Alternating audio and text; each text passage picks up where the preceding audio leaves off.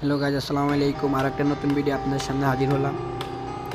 আজকে আমাদের কাছে একটা কমপ্লেন এসেছে মাইজদি বাজারের থেকে পশ্চিম দিকে পুরাতন কলেজ রোড। আমরা তিনজন বের হয়ে গেলাম কমপ্লেনটা সারার জন্য। গ্রাহকে কমপ্লেন দিয়েছে, ওনাদের উন্নত লসের বাতি চলতেছে। এবার আমরা গিয়ে দেখবো আসলে সমস্যাটা কি। আমি এখানে বাইকটা সাইড করব। সাইড করার পরে আমি তিনজন ঢুকে গেলাম ওনাদের বাসায়। গিয়ে দেখি উন্নত লসের বাতি জলে লিঙ্কটা মেপে দেখি এখানে লিঙ্ক কত আছে। লিঙ্কটা মাপার পরে দেখি এখানে কোনো লিঙ্ক নাই। আমি বললাম লেজারটা মারার জন্য, লেজারটা মারছে নিয়ে টেকনিশিয়ান। এখানে আমরা প্রতিলিপিতে সমস্যাটা আসলে পাই। তারটা পুরো নিচে পড়ে আছে, মানুষের হাত যাওয়ার পত্র তারের উপরে ওনারা দিয়ে শুকিয়ে নিচ্ছে। আমি বললাম দোনো সাইডের টিজিটা কেটে সুন্দরভাবে তারটা বের করে নতুন করে সাজিয়ে নেওয়ার জন্য। আমাদের তারটা সুন্দর করে সাজানো শেষ, এখন আমরা ছোটো একটা টিজি করে দিচ্ছি। লিঙ্কটা মূলত এক করেই ছিল, তবে আমরা 2 করে জোড়া দিব সেফটির জন্য। এক সাইডে ফাইবার হচ্ছে 4 করে, এক সাইডে হচ্ছে 2 করে। আমরা অনুযায়ী 2টা কোর বটে নিলাম। 4 করে যে সাইড ছিল ওই সাইডে আমরা 2টা কোর সুন্দরভাবে বটে নিলাম, আর 2টা করে আমরা সিলিভার ধরে নিলাম।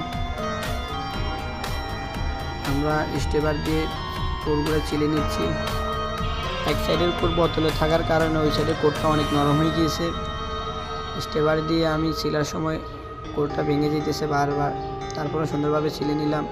এখন কাঠার মেশিনে কেটে নিচ্ছি, কারণ আমাদের কাটার মেশিনটা অবশ্য নতুন কাঠার মেশিন। কাটাটা অনেক সুন্দর আসে, যত ভালো কাটা আসবে তত ভালো জোড়া আসবে মেশিন থেকে। যেটা আমি ওই ইউসুফের হাতে ধরিয়ে নিলাম, আমাদের জুনিয়র টেকনিশিয়ানের হাতে।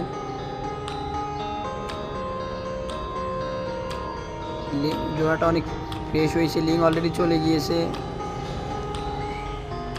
লিঙ্কটা ছিল মূলত নীল করে, আমরা দোনোটা করে জোড়া নিয়ে নিলাম সেফটির জন্য। এখন আমি সিলিভারটা সুন্দরভাবে সাজিয়ে নিয়ে হিট দিয়ে নিব। মেশিনে হিট দেওয়া শেষ আমার। এখন আমি সুন্দরভাবে টিজিটা সাজিয়ে নিব। টিজিটার ড্রেসিংটাই সবচেয়ে মুখ্য বিষয়, এটা ভালোভাবে করতে হবে, নয়তো বা কোর ভেঙে যাওয়ার সম্ভাবনা থাকে। মেশিন নামানোর জন্য বলছি, মেশিনটা নামিয়ে রাখছি।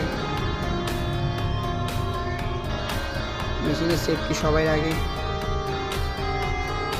আমি কি ঢাকনা টান লাগিয়ে নিচ্ছি শক্তভাবে। আমরা এখানে দিয়ে তার বার্নিশ করে নেব টিজিটার সেফটির জন্য, যেহেতু ফাইবারের টান না খেয়ে টিজিতে না আইপেট আসে, এই কারণে আমি মাপ মতো দিয়ে তার কেটে নিয়েছি। এখন আমি দোনো সাইড পেঁচিয়ে নিচ্ছি।